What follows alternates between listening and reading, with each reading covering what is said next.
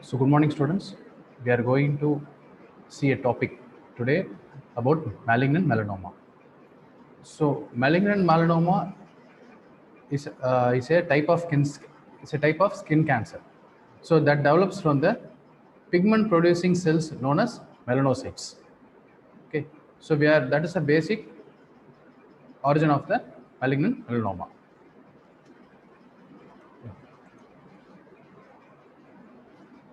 So, in introduction, it is a malignant tumor arising from epidermal melanocyte, which is most aggressive cutaneous malignant tumor. So, it is of neural crest origin. So, in neural crest, ectodermal neural crest origin. So, it is 20 times more commonly seen in whites than in blacks. So, in black origin, the incidence is less. In white origin, the incidence is more. So its incidence is equal in both sexes. Its incidence is increasing over the years of time. So initially it will appear as a small mole. Gradually it increases in size over the period of time. Like its years together, it will increase in size. So the incidence also it will be more found more in adults, in older adults. So 5% of skin cancers are melanomas. The it is most common in Queensland, Australia, Auckland, and New Zealand.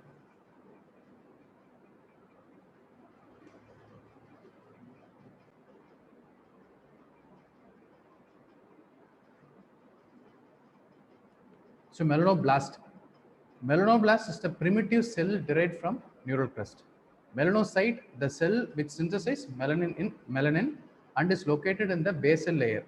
So melanocyte, the basal layer is 1:10. So the melanocyte is to the ratio between the melanocyte and the basal layer is 1:10. Melanophores or the pigment melanin carries through dendrites into the epidermis. And melanophages are macrophages having melanin pigment. Melanoblasts and melanocytes contain DOPA oxidase enzyme and synthesize melanin. So they show positive DOPA reactions. So melanophores and melanophages show negative DOPA reaction, and melanin synthesis is controlled by melanocytes stimulating hormone. So ACTH and sex hormones. So these are the mechanism behind the melanoma formation. So mostly in women they commonly occur in the legs, while in the men they more commonly occur in the back. So the common thing is most 25% of the melanoma arises from the any previous mole. So that is the characteristic of melanomas. So that only we are going to see the sites. So in head and neck, the distribution throughout the body, in the head and neck, it's 25% incidence is there, and in the trunk, either in the front and the back is more common actually. Back is more common in males mainly. So in the trunk, 25%, and the lower limb, 25%. So in women is more in the women, the incidence of occurring is more common in lower limb. So it is 25%. The upper limb is 11%, and the other sides other than these regions, other sides 14%. So in females, leg is the commonest site, and in males, the front or back of the trunk. So in the Bantu tribe, sole is the commonest site. So it is a unique location. It is a rarest location. Sole is the commonest site in the Bantu tribe. So other sites like eyes, in eyes, iris we can see, in ciliary body and choroids we can see in the eyes. So in the mucocutaneous junction, anorectal region and genitalia. So these are the commonest mucocutaneous junction. So in the head and neck, we can see in meninges, oropharynx, nasopharynx, and paranasal sinus.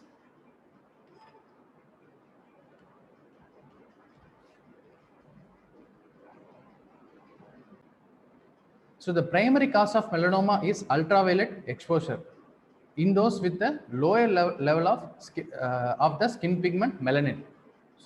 The ultraviolet light may be from the sun or other sources such as tanning devices. So people who use tanning devices are also has a risk factors. Same time, those with many moles and a history of affected family members and poor immune function are at the greater risk. So a number of rare genetic conditions such as xeroderma pigmentosa also increase the risk. So diagnosis is mainly based on the biopsy. So this is the short illustration of the disease melanoma. So using sunscreen and avoiding ultraviolet light may prevent melanoma. So melanoma is the most dangerous type of skin cancer. So globally in 2012, it newly occurred diagnosed patient is 232 patients around the worldwide, and in 2015 there were 3.1 million people were have active disease, and which resulted in around 60,000 deaths throughout the world. So Australia and New Zealand have the highest rate of melanoma in the world actually. So there are also high rates in Northern Europe and Northern America also. So melanoma has become the more common since in the 1960s, and areas most populated where European descent, they have more incidence. Okay.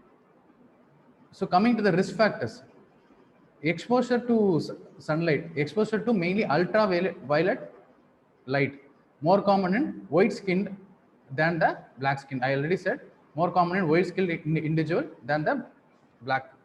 So it's 20 times more common in white skin. So ethnic factors and social economic status and lifestyle and climate. So this decides the risk factor for an individual. So ethnic factor like white. So black has the less risk factor. So same time, high social economic factors has the more risk factor. Okay, and lifestyle and climate. So in hot climate where ultraviolet rays is more prone. Okay, so what is the ultraviolet radiation wavelength? So it is 200 to 180 nanometer. 200 to 180 nanometer. It is the risk factor for ultraviolet radiation for damaging the DNA of an individual. So if when there is absorption is there, it damages very and causes the risk factor. Okay. So the other risk factor like albinism. So as I said already, xeroderma pigmentosa. So it has a increased risk factor is 1000. So it is an autosomal recessive disease with abnormality in the chromosome 9q with defect in DNA excision repair mechanism. So it causing formation of aberrant nucleotide causing ultraviolet rays. So the intolerance caused by the ultraviolet rays and so it causes erythema, pigmentation, photophobia, and premature skin aging and multiple malignancy with 60% mortality at the age of 20.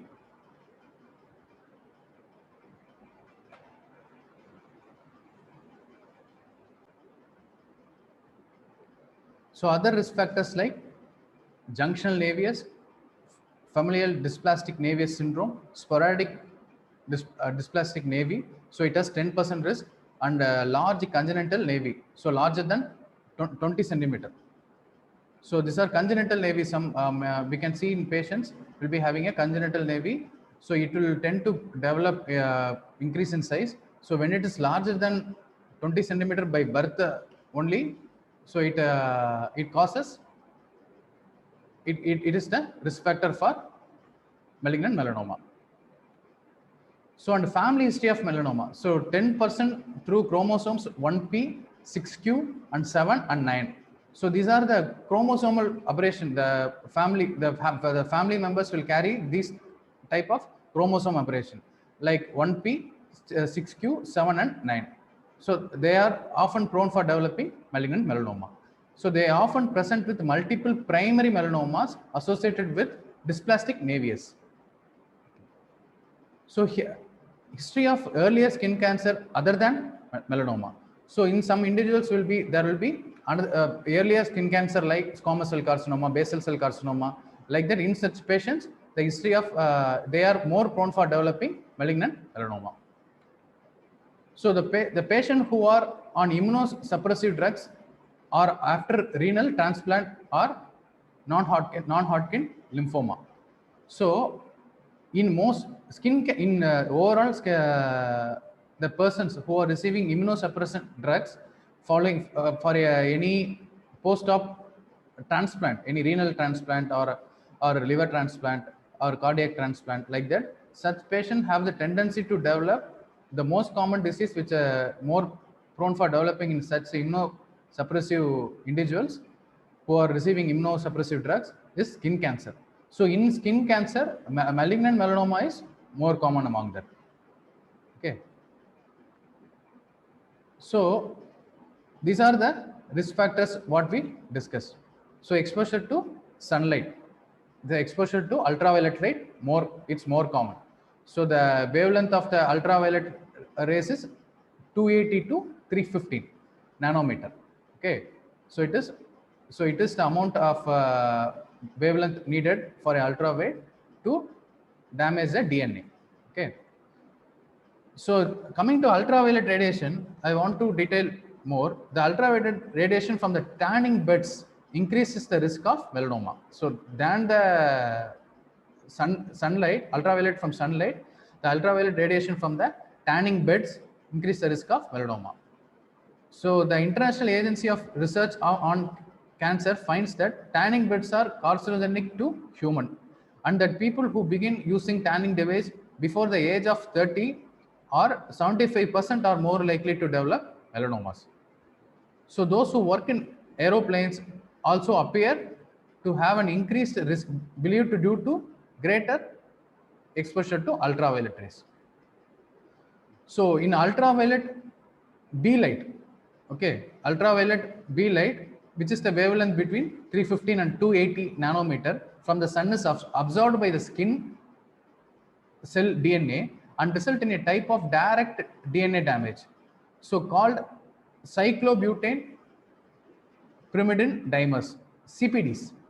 Okay, so the thymine cytosine or a cytosine thymine bases within a DNA strand, somewhat similar to ultraviolet B rays and ultraviolet A light, and from the sun, and from tanning beds can also be directly absorbed by skin DNA.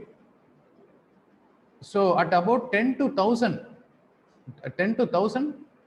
fold lower efficiency than ultraviolet B is absorbed.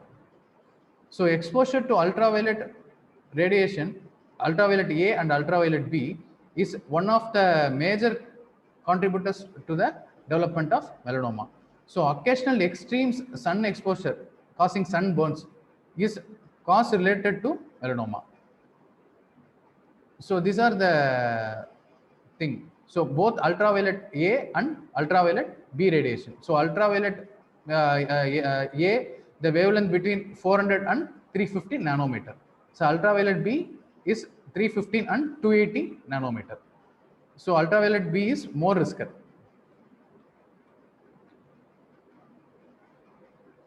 So in overall, the malignancy which spread from mother to the fetus is lymphosarcoma and melanoma.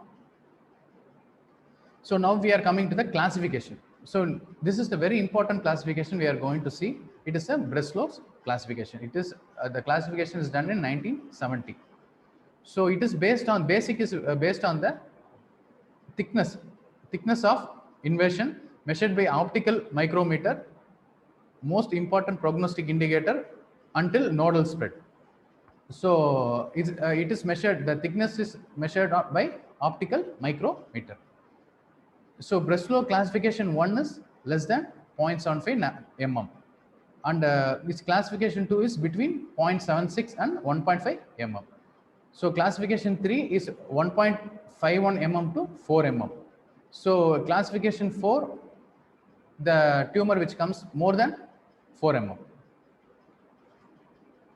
So here we can see the Breslow's depth. We can see the anatomy of the skin first. So skin, epidermis, dermis, and subcutaneous fat. Okay. So dermis is again divided into papillary dermis and reticular dermis. So here we can see the depth. If the tumor is it's less than 1 mm. See, we can see it's less than 1 mm is classification 1. So between 2 is the more than 1 and 2 mm. And classification 3 is 1.5 mm to 4 mm. So here we can see and more than 4 mm. So the size of melanoma and the excision of margin. So excision of margin, it's a margin means it is the melanoma what we excise will be having a tumor free margin. So that is the main thing we have to remember while a surgeon performs a surgery. So the excision should be for a melanoma in situ, where the melanoma doesn't spread up to 1 mm. So here 5 mm margin can be done. Is required for a tumor free margin.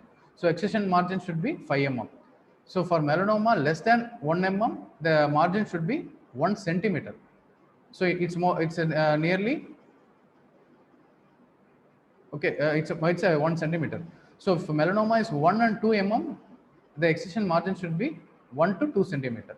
If the melanoma is 2 to 4 mm, the excision margin should be 1 to 2 centimeter.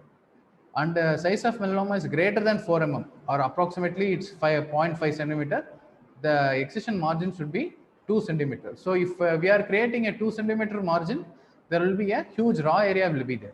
So in huge raw area, if presence is there, then we will go for a skin grafting or a flap. So what is graft? What is flap? Graft means which contains only the epidermis. So flap means which contain graft contain both epidermis and dermis. Okay, so it depends on the full thickness or partial thickness. Okay, so if it's a flap means it will have a vascular supply. So that is flap. So if there is a huge raw area, then the wound cannot be left open because it will give again poor scarring will be there and the wound healing will be very poor. So we will plan for a skin grafting or flap. So previously we saw Breslow's classification. Now this is Clark's level. So level 1 will limit up to the skin and epidermis. So level 2 the superficial part of the dermis. So level 3 is the middle part of the dermis. So level 4 we can see the deeper part of the dermis. So if the malignant melanoma will reaching up to subcutaneous fat, then it is level 5.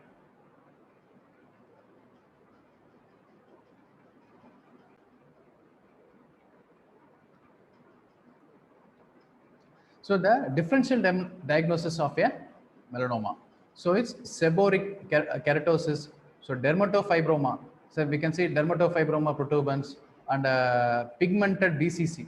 So basal cell carcinoma and pigmented SCC, pigmented squamous cell carcinoma, navius.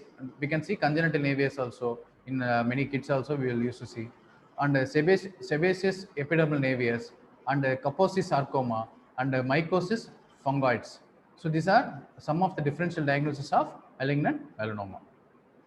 So other DDs like cutaneous hemangiomas. So hemangioma means vascular malformation. So the hemangioma has a tendency to regress. So in the kids, if a child birth with cutaneous hemangioma is there, it will regress by after when the child grows up. So that is also a differential diagnosis for suspecting malignant melanoma. Then certain skin adnexal tumor. Then solar keratosis. Some patient develop solar keratosis due to prolonged exposure to sunlight. And pyogenic granuloma. So it is the word pyogenic means you know that it is a infection. So it presents as a the differential diagnosis for malignant melanoma. Then cutaneous angiosarcoma. Okay. So now we comes to the clinical types. So what are the types? The common types are superficial spreading, nodular superficial spreading melanoma, nodular melanoma, lentigo maligna melanoma, and acral lentiginous melanoma. So these are some types of melanoma. So we are going to see superficial spreading. So superficial spreading is the more common. More common, its incidence up to 70% among all melanomas, all types of melanoma.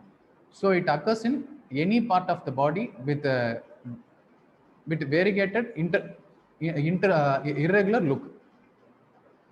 So it has more radial growth and better prognosis. Even though if it is more common, so among all the types of melanomas, it has a good prognosis. So it has more radial growth and prognosis due to its presence in the superficial. There won't be any deep penetration or infiltration. So it commonly arises from a pre-existing navius. So in men, it's common in the back, and in women, it's common in the leg. So already said, in women, the more common location is leg, and in men, it's common in the back. So melanoma. So then, so 70% it is a superficial spreading melanoma. Then 15 to 20%, I mean 12 to 25% is the nodular melanoma. So nodular melanoma is a more aggressive. So this superficial spreading melanoma has good prognosis, but the nodular melanoma has, it's a more aggressive. So that the prognosis will be poor. So it is seen in younger age group. So as we say, it already in the introduction I said that melanoma's incidence is more common with the older adult. So when these melanoma found in the younger age group, it is more younger age group, then it is found to be more aggressive. So it occurring in any part of the body. So it has more vertical growth. How the superficial spreading has the more tendency for radial growth. But in nodular melanoma, it has a more vertical growth. Vertical growth means the growth will, we can see, the growth will go this way. Radial means this way. Okay, this is horizontal, this is vertical. Okay. So in the site-wise, the nodular melanoma is more common in mucosa and mucocutaneous junction, and it presents as uniform nodular like that and more vertical growth. So the nodal spread is more common. So as we said already, it is more aggressive. The nodal spread is common here. So because of the nodal spread, it indicates that it spread to the regional lymph nodes. So so that's why it has got poor prognosis. So the malignant melanoma usually appears as de novo, and common in men, and common in trunk and head and neck. So now we come to the third type of malignant melanoma, that is lentigo maligna melanoma. So it accounts for 7 to 15% of overall melanoma. It is less common and least malignant. So here we see the first one, superficial spreading, has a good prognosis and have a radial growth. And here nodular melanoma, we have, it has vertical growth and mostly found in younger individual group and more aggressive because it has its tendency to spread to nodular spread. So it has got poor prognosis. And here we are seeing lentigo maligna melanoma. The incidence only is very less common. It accounts for only 7 to 15%, and same time it is least malignant. So that is the characteristic feature for lentigo maligna melanoma. So it occurs in the older age group and common in face. So we can see Hutchinson melanotic freckles. Freckles mean the brown color discoloration, mostly common found in European ethnic persons. So from that the melanoma arises. It is Hutchinson's melanotic freckle. It is also slow growing. So when it is a slow growing tumor, so it can be treated or excised, and the result prognosis will be very good. So brown macule and lentigo, and common in face, neck and hands. So mostly found in upper limbs and face and neck. So common in elderly women. So women, and lentigo maligna is in situ type. So in situ means it won't spread to the other regions, surrounding regions, and same time the spread will be within contained within the cells. So it is lentigo maligna is in situ type. Then acral, the fourth form is acral lentiginous melanoma. So it accounts for 5%. So it occurs in palms, sole, and subungual region. Subungual means below the nail, finger nail. No, so that is subungual region. So common, it's more common is found in Japanese. So it has got a poor prognosis. So this also got a very poor prognosis. So only melanomas which got some good prognosis: superficial spreading melanoma and lentigo maligna melanoma. So the poorer prognosis is nodular melanoma and acral lentiginous melanoma. So the acral lentiginous melanoma usually attains larger size, and nodular type with more vertical growth phases is one of the characteristic features, and it is common in Asia, Africa and Asia, and it is less common in whites, and it is often flat, irregular macule, and it mimics fungal infection and pyogenic granuloma. So already said the differential diagnosis for malignant melanoma because because of this one, the acral lentiginous melanoma will present like a pyogenic granuloma. So we can see in the sole, main thing is soles. Soles is the rarest because rare because the moles present in the soles will be less. So acral lentiginous melanoma are prone to develop in the soles in the subungual regions and palms and soles. Just remember palms and sole and subungual regions. Okay.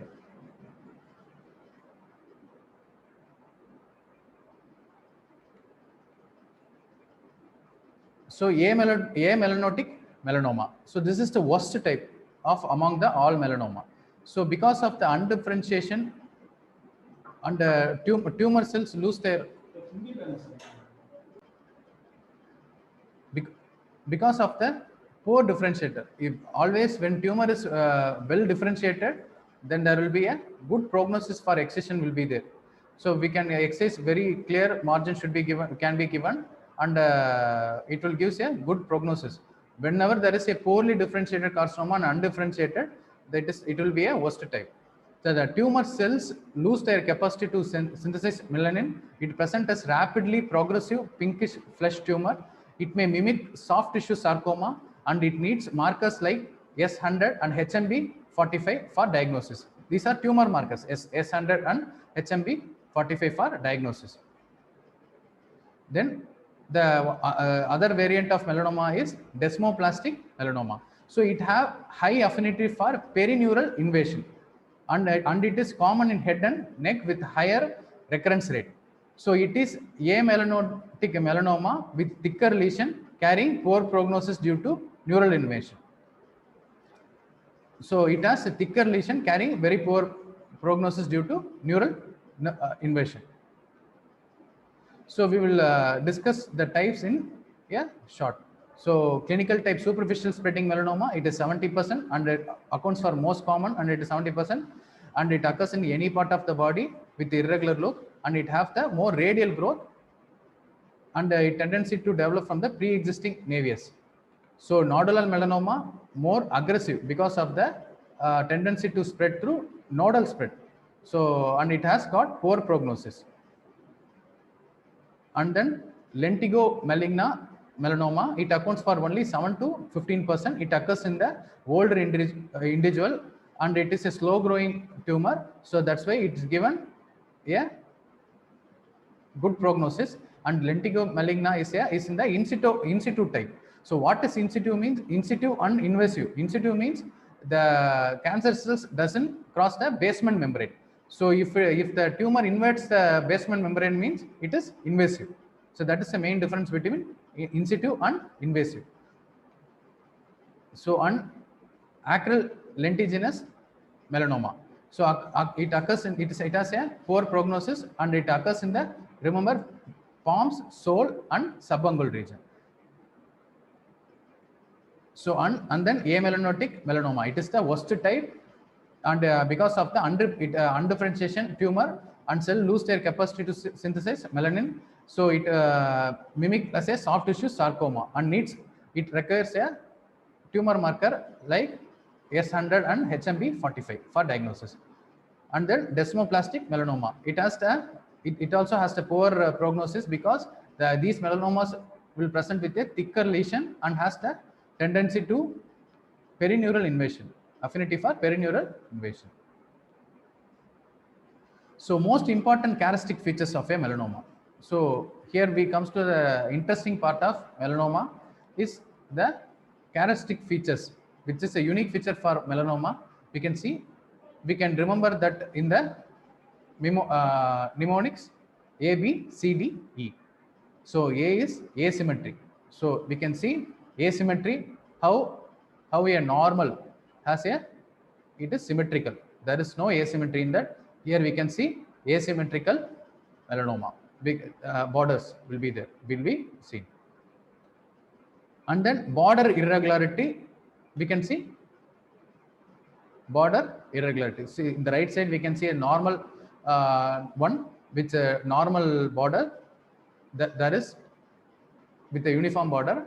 That is, we can see here border irregular border is there. So it is also suspicious. Whenever you see a patient with a mole or navius or a growing mole, or increasing the mole with increasing in size, we can suspect, we have to compare with the A, B, C, D, E.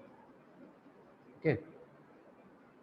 So A is asymmetry, B is border irregularity, and C is color variation. We can see a normal color, and we can see the same mole with different colors. So a darker and lighter, and variation is there, and diameter.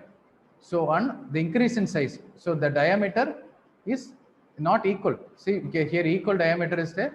Here the diameter varies with the vertical and horizontal. Okay. And then elevation. Final is elevation. So here the diameter, when it increases more than 6 mm. So it is again suspicious for 6 mm means more than 0.5 centimeter. Okay, it's a 0.6 centimeter. It's again suspicious for melanoma. So melanoma has a characteristic feature: asymmetry, border irregularity, and color variation, and diameter greater than 6 mm. And elevation. So the vertically it will the melanoma will tend to grow elevation. So spread. So through lymphatic, it spreads to regional lymph nodes either by permeation or by embolization. Okay. So and in transit nodules or satellite nodules are seen in the skin between the primary lesion and the regional lymph nodes area, and is due to retrograde spread to dermal lymphatics.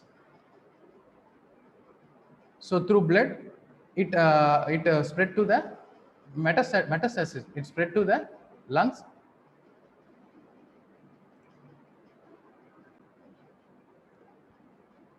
So through blood, it spread to the other organs like the metastatic organs like the lungs, liver, brain, skin, bones, and secondaries are typically black. So we can see black color secondaries. So then melanoma in choroid, eye, has got better prognosis because as there are no lymphatics in the eye, so melanoma in choroid has got better prognosis. And also the spread is delayed, and sometimes primary is very small and unnoticed in the anus and subungual region. So when the primary is very small and unnoticed, the prognosis will be very poor due to the patient doesn't notice. That is the main thing. So they present with features of secondaries only. So in such condition, the primary will be hidden and the presentation will be the secondaries only will be seen first.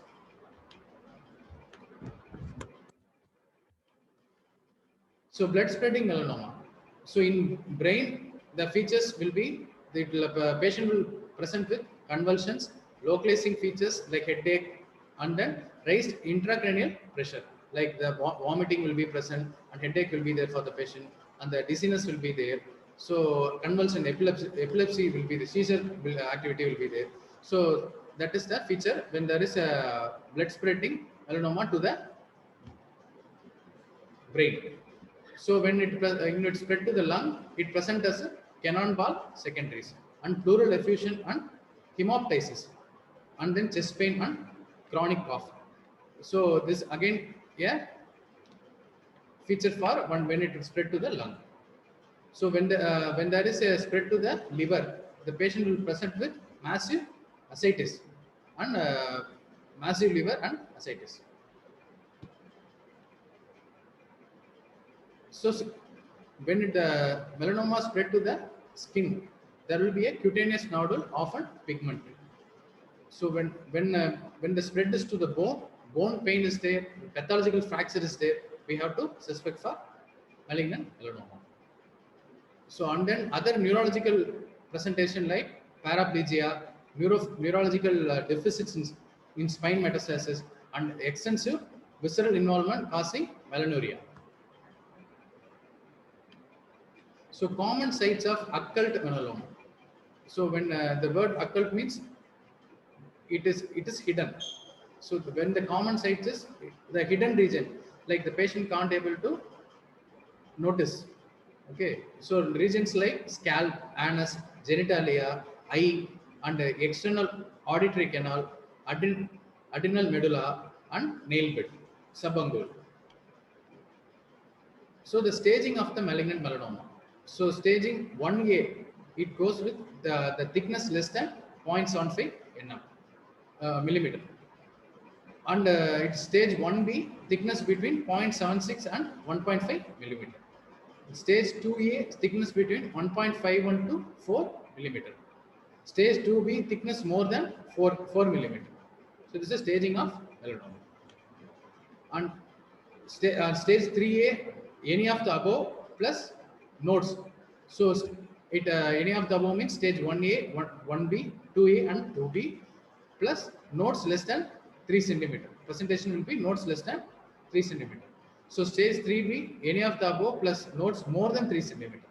And stage 4, any of the above plus any node plus distance metastasis. Distant metastasis like brain, liver, eye, skin, bone, like that.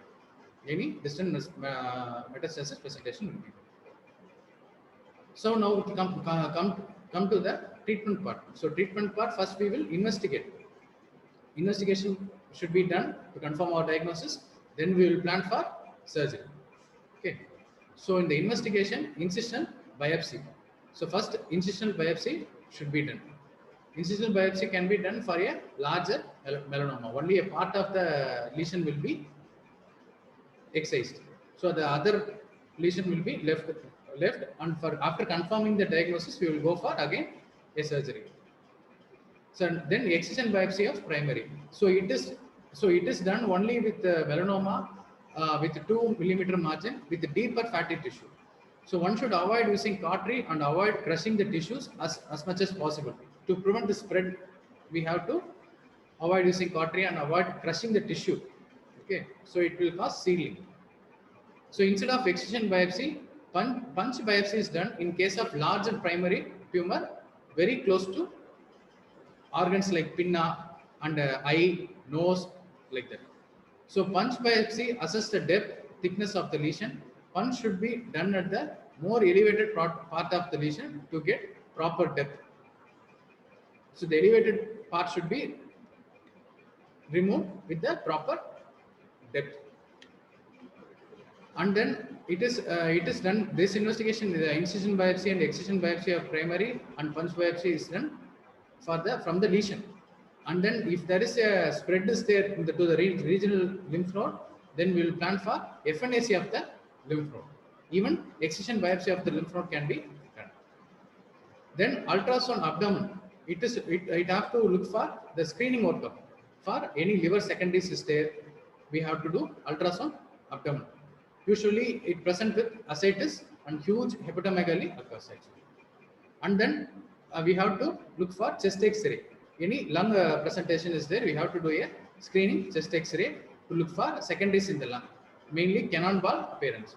And then HRCT of chest is ideal because chest X-ray we cannot able to find any metastatic lesion. So high resolution contrast CT. Okay, high resolution CT is more ideal in looking for lung lesions to working up lung lesion. So relevant other methods depending on site and spread. Example, CT scan of head. If a presentation is a patient with a suspicious melanoma and present with a recent seizure episodes, then we have to look for secondaries in the brain. So we have to do CT scan of head and chest, abdomen and pelvis. So urine for melanoria signifies advanced disease, that is visceral metastasis. And then sentinel lymph node biopsy. So sentinel lymph node biopsy means the sentinel lymph node is the lymph node which drains the organ, which is the first lymph node to drains the any nearby lesion. Okay.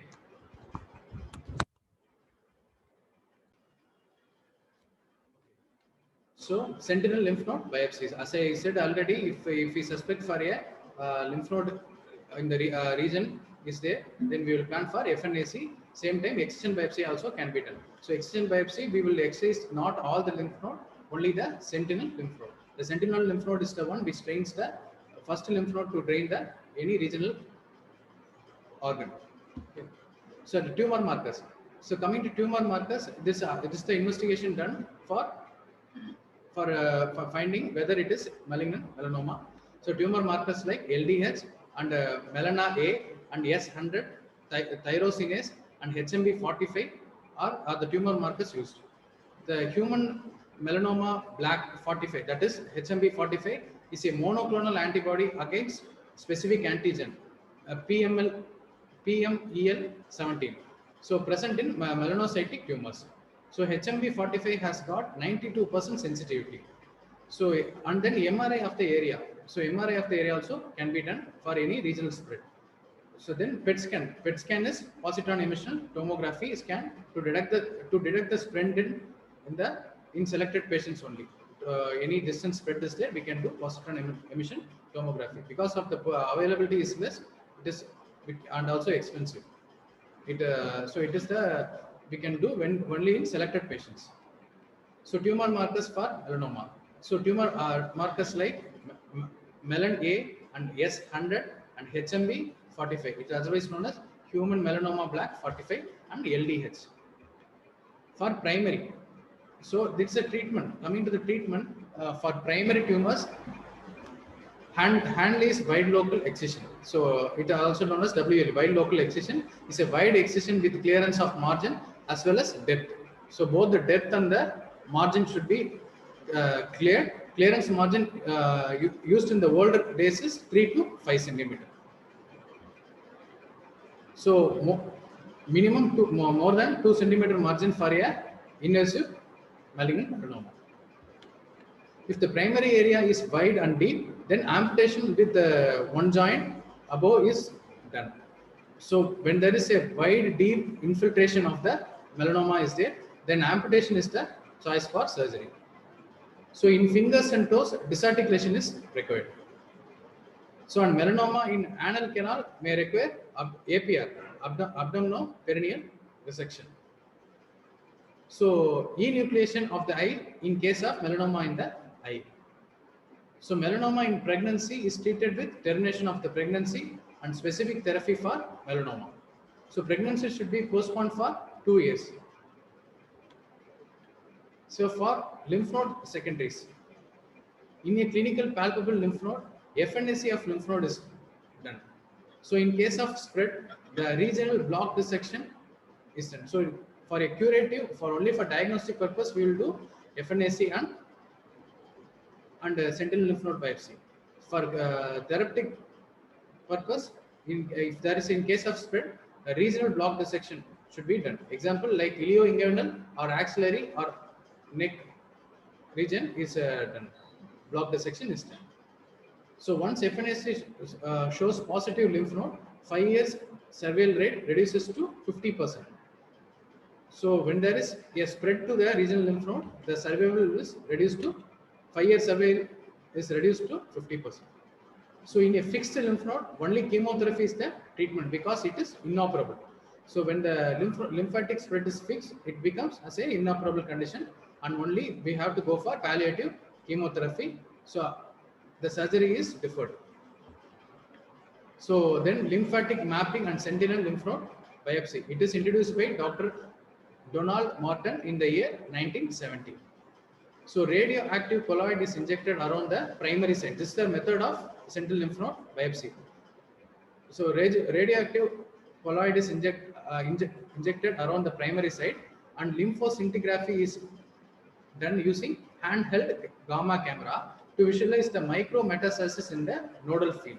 So if there are micrometastasis, then regional block dissection should be done. So therapeutic lymph node dissection. I already said therapeutic lymph node dissection is done after confirming the regional lymph node metastasis. So prophylactic regional block dissection, with which was previously advocated, is now controversial. So only if there is a confirmation of the regional lymph node spread, we will go for block dissection. Prophylactic regional block dissection is now controversial. So, but still used in many centers, elective lymph node dissection is done under when tumor is more than 1 to 4 mm. So, and the management for unknown primary. So only the patient will present with secondaries. So the primary will be unknown. So in such condition, so it accounts for the unknown. It accounts for 2%. So presenting as a nodal secondaries by nodal radical dissection at the region with adjuvant chemotherapy. So they have better prognosis than with the known primary. So adjuvant chemotherapy with the secondaries treated by nodal radical dissection. So patient should be monitored and evaluated to identify the primary site during every follow-up. Once the primary is identified, it is treated accordingly depending on its location. So for local regional melanoma, local recurrence is one which recurs within 5 centimeter radius of the primary tumor in the skin or in the deep subcutaneous tissue. So it is called local recurrence. So within the 5 centimeter radius, it will recur. So the risk of local recurrence is 0.2% if primary tumor is less than 0.75 mm, and 2% if it is between 0.75 to 1.5 mm, and it is 6% if it is 1.5 to 4 mm, and it is 12% if it is more than 4 mm. So the risk for local recurrence. So when there is a distant metastasis, distant spread, as I already said, skin, bone, lung, brain, and liver. So in such state, we have the plan is like a melanoma is when there is a distant spread is formed or suspected, CT scan on the chest and the CT abdomen and pelvis are needed to confirm the distant spread. So brain, lung, and liver are the most common sites. So skin, bone, and GI, other visceral part, are less common sites. So, but melanoma is one of the commonest tumor to spread to the intramural GI. So to present as intussusception. So from the skin, it spreads to the intramural JIT, and the presentation will be intersusception will be the presentation. So distant spread when found or suspected, CT scan or head and chest and abdomen and pelvis are needed. So mainly, as I already said, for selected patients, we can do PET scan, positron emission tomography, and tumor markers are also should be done for for the diagnosis. It is very useful. So chemotherapy and immunotherapy is the main treatment for the patient with distance metastasis. So isolated lung or liver metastasis can be resected. So isolated liver, one lobe of the liver can be resected. Like if only one lung is involved, that segment of the lung or the whole lung is being removed. And then radiotherapy is useful for bone and brain secondaries. So the controlling the disease will be with the radiotherapy when there is a brain and bone secondaries. Anyway, the prognosis will be finally poor actually. Then stereostatic program using gamma knife is better for brain secondaries. For giving a betterment of life for the patient, we can do such surgery for the till the survival will be very good. Chemotherapy for melanoma. So indications are secondaries when there is secondaries in the lungs, liver, bones. So adjuvant chemotherapy is indicated after surgery for melanoma, and usually it is given intravenous. So the drugs used for chemotherapy is diethyltriamine immunocarboxamide. So that is DTIC, and then melphalan, that is phenylalanine mustard, and melphalan for melanoma. Okay, that is melphalan, and carboplatin. These are platin derivatives: carboplatin and bin design, and the CVD design. That is CVD is cisplatin, vinblastine, and dacarbazine. So the other chemotherapy, and when coming to immunotherapy, it is done using specific tumor antibodies like BCG and levamisole and cornybacterial parvum and alpha interferon, interleukins, and tumor vaccines is tried with some success rate up to 40% in advanced melanoma. So biochemotherapy is combination of CVD with interferon alpha and interleukin 2. So these are the type of immunotherapy, biologically done. So interferon alpha is a cytokine which is anti-angiogenic and stimulator of natural killer NK cells, and the dose is 20 millimole per meter square. So it is administered IV 3 times a week for 4 weeks. Then maintenance dose of 10 mole per meter square subcutaneously 3 times a week for 1 year. So severe myelodepression and fulminant liver necrosis are the toxicity, and so often dose is reduced to 3 millimole per meter square 3 times weekly for 2 years.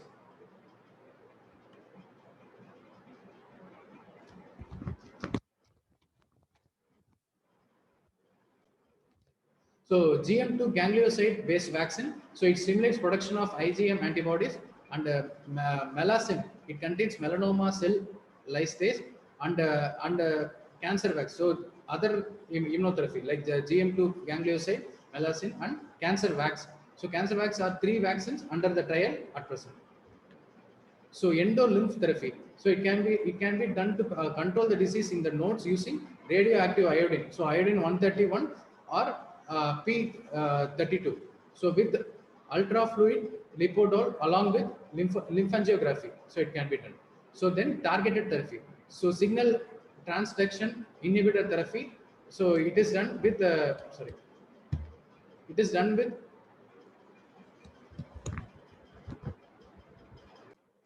So coming to the targeted therapy, signal transduction inhibited therapy. So these are recent advances in treating malignant melanoma. So a targeted therapy, signal transduction inhibited therapy like vemurafenib, dabrafenib, and trametinib are signal transduction inhibitor. So then oncolytic virus therapy also nowadays done, and monoclonal antibody therapy are different targeted therapy. So these are targeted therapy. It is done. It's a recent advance in treatment. So when coming to the prognosis of the melanoma, as I already said, when it is identified earlier before that it's spreading to the other regional region spread, the prognosis of the melanoma will be very good. So it is not good when it is a aggressive tumor. So at same time, older age group have worse prognosis, and in sex wise, females have slow and better prognosis. So extremity melanoma has better prognosis than head and neck. So as when the extremity, if it's present, means it can be treated with disarticulation. So when it's a deeper spread also is there, extremity melanoma can be treated very good and has a better prognosis than head and neck. So follow-up therapy in melanoma. So in stage 1 and stage 2 disease, after treatment, follow-up is done at 6 months interval for 3 years. So when there is a disease-free interval for up to 3 years, then the patient does not require more extra follow-up. So it is done by clinical examination and the markers like LDH assay and the USG abdomen and chest X-ray for 3 years. In the 6 months interval for stage 1, stage 2 disease, the follow-up is done with the clinical examination, LDH assay, and the USG abdomen and chest X-ray. In stage 3 disease, PET scan, CT of head, and the chest and abdomen are indicated. So this is the malignant melanoma. So the class has been ended.